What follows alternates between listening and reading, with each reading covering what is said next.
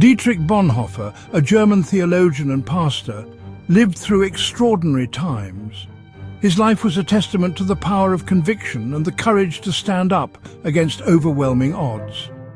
Born in 1906, Bonhoeffer's early years were marked by the cultural and political upheavals of early 20th century Germany.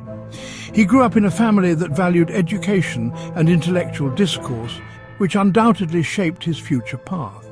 As a young man, he was deeply influenced by the theological and philosophical debates of his time, which led him to pursue a career in theology.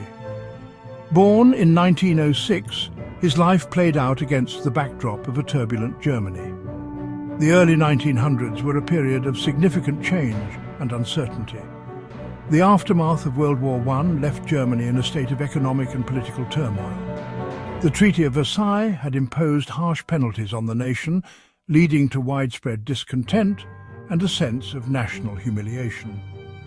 It was in this environment that Bonhoeffer's ideas about justice, morality, and faith began to take shape. The rise of Nazism cast a long shadow, challenging the very fabric of morality and reason. The Nazi regime, with its aggressive propaganda and ruthless tactics, sought to reshape German society according to its twisted ideology. Bonhoeffer, who had already established himself as a prominent theologian, found himself at odds with the prevailing political climate. He saw the dangers of the Nazi ideology and the threat it posed to the core values of humanity. Bonhoeffer, a vocal critic of the Nazi regime, refused to stay silent. He used his platform to speak out against the injustices perpetrated by the Nazis, even when it meant putting his own life at risk. His sermons and writings became a beacon of hope for those who opposed the regime. He was not content to simply observe from the sidelines. He actively participated in efforts to resist the Nazis, including involvement in plots to overthrow Hitler. His unwavering stance against injustice led to his imprisonment in 1943. The Nazis saw him as a significant threat, and his arrest was a clear indication of the regime's intolerance for dissent. Despite the harsh conditions of his imprisonment, Bonhoeffer remained resolute. He continued to write and reflect on the nature of evil and the human condition, drawing on his experiences and observations. It was within the confines of a Nazi prison cell that Bonhoeffer penned his profound reflections on the nature of evil, and perhaps more surprisingly, stupidity. His letters and essays from this period reveal a deep and nuanced understanding of the human psyche.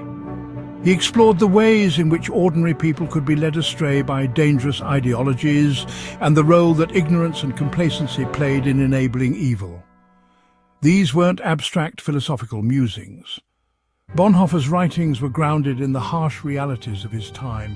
He had witnessed firsthand the devastating impact of the Nazi regime on individuals and society as a whole. His reflections were a call to action, urging people to recognize the dangers of complacency and to stand up against injustice, no matter the cost. Bonhoeffer's observations stemmed from his direct experience with the Nazi regime. He saw how the regime manipulated and controlled the populace, using fear and propaganda to maintain its grip on power. He understood that the true danger lay not just in the actions of a few evil individuals, but in the widespread acceptance and support of those actions by ordinary people. He witnessed firsthand how seemingly intelligent people could be complicit in, or even enthusiastic about, horrific acts. This realization led him to a startling conclusion: that stupidity, in the form of blind obedience and uncritical acceptance of authority, posed a greater threat to humanity than outright evil. It was a sobering insight, one that remains relevant to this day. This stark reality led him to a startling conclusion: stupidity posed a greater threat to humanity than outright evil. Bonhoeffer's legacy is a powerful reminder of the importance of critical thinking and moral courage. His life and work continue to inspire those who seek to make a difference in the world, challenging us to confront injustice and to never underestimate the power of a single voice raised in opposition. Bonhoeffer's most personal writings emerged from his prison cell in the form of letters. These letters, later published as Letters and Papers from Prison, offer a glimpse into the mind of a man grappling with the complexities of good and evil. Within these letters, Bonhoeffer shared his observations on human nature, including his developing theory of stupidity. He noted that stupidity wasn't simply a lack of intelligence, instead it was a more insidious force capable of infiltrating even the most brilliant minds. He argued that stupidity was intrinsically linked to power. It thrived in environments where critical thinking was suppressed and blind obedience was celebrated. This realization was particularly chilling given the context of Nazi Germany, a regime built on propaganda, fear, and the unquestioning loyalty of its citizens. Bonhoeffer's theory challenges our conventional understanding of stupidity. We often think of stupidity as a simple lack of intelligence or education, something that can be fixed with more knowledge or better schooling. But Bonhoeffer saw it differently. He believed that stupidity was not just an intellectual issue, but a deeper, more pervasive problem.